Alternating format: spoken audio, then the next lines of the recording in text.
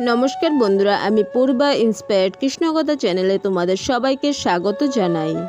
বন্ধুরা, আমাদের মনে অনেক সময় একটি প্রশ্ন জাগে যে খেয়ে দেয়ে কি ভগবানের পুজো করা যায়।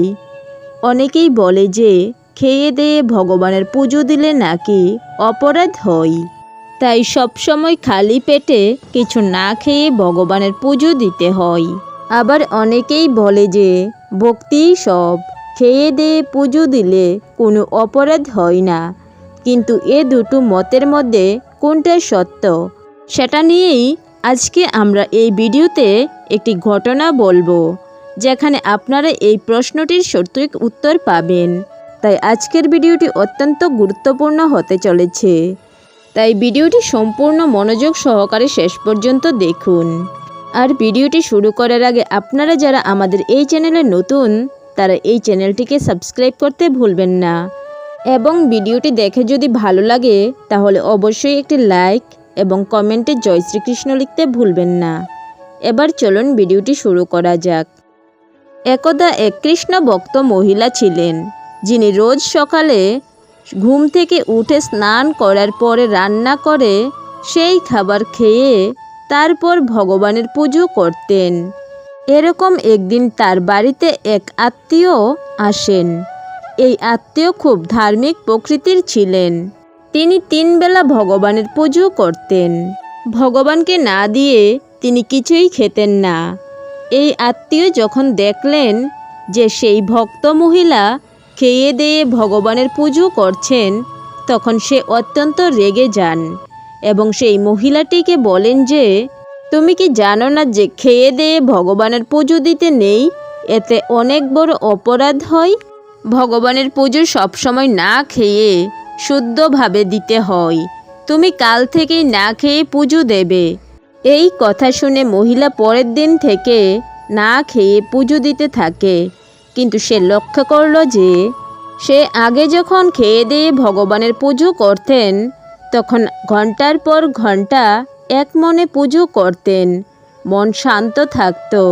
কিন্তু যখন থেকে তিনি না খেয়ে দিয়ে ভগবানের পুজো দিচ্ছেন, তখন থেকে তিনি 10-15 মিনিটের বেশি পুজো করতে পারছেন না, মন অশান্ত হয়ে পড়ছে। ঠিক সেই সময় তাদের বাড়িতে এক সাধু ভিক্ষা চাইতে আসেন। তিনি সেই সাধুকে দেখে প্রণাম করে সাধুকে সব ঘটনা বিস্তারিতভাবে বললেন। তখন সেই সময় সেই আত্মীয় তার পাশেই ছিলেন। সাধু তার সব কথা শোনার পরে বলেন যে, পেটে যদি খিদে থাকে তাহলে ভগবানের দিকে মন দিবি কি করে? মন তো বারবার পেটের দিকেই যাবে। আর ভগবান ভক্তের ভক্তি দেখেন, নিয়মকানুন নয়। তোর যদি খেয়ে দেই ভক্তি ভালো হয়, তাহলে তুই তাই কর।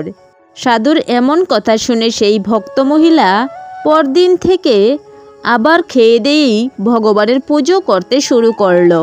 শ্রী রামকৃষ্ণ দেব একবার বুঝান যে, তুমি খালি পেটে পুজো দিতে বসলে এবং মন তোমার ঈশ্বরের দিকে না গিয়ে খাবারের দিকে চলে গেল, এতে কোনো লাভ হয় না।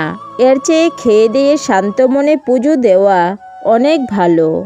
ভগবান দেখেন যে তুমি কিভাবে পুজো করছো, কোন মনে ভগবানকে পুজো করছো, সেটা খেয়ে দেই হোক বা না খেয়ে দেই হোক। কিন্তু ভক্তি যদি তোমার সত্য হয়ে থাকে, তাহলে ভগবান তোমার সকল অবস্থা থেকে পুজো করা অ্যাকসেপ্ট করবে। আর তুমি না খেয়ে শুদ্ধ বস্ত্র পরে অপবিত্র মনে ভগবানের পুজো করো, তাহলে সেই পুজো কখনোই ভগবান অ্যাকসেপ্ট করবে না। তাই মন পরিষ্কার করে যে কোনো অবস্থাতে ভগবানের পুজো করো, সেটা সফল হবেই হবে। ভগবান শুধু আমাদের ভক্তি দেখেন, আমরা খেয়ে পুজো করছি না না খেয়ে পুজো করছি সেটা বিচার করেন না। তাই শুদ্ধ মনে মনোযোগ সহকারে খেয়ে দিয়েও যদি আমরা ভগবানের পুজো করি, তাহলে ভগবান সেই পুজো সফল করবে। তো বন্ধুরা, এই ছিল আমাদের আজকের ভিডিও। আশা করছি ভিডিওটি তোমাদের ভালো লেগেছে। যদি ভালো লেগে থাকে তাহলে অবশ্যই একটি লাইক করবেন এবং কমেন্টে জয় শ্রীকৃষ্ণ লিখতে ভুলবেন না। ধন্যবাদ। দেখা হচ্ছে পরবর্তী আরও একটি ভিডিওতে। ততক্ষণ ভালো থাকবেন, সুস্থ থাকবেন। ঈশ্বর আপনাদের মঙ্গল করুক।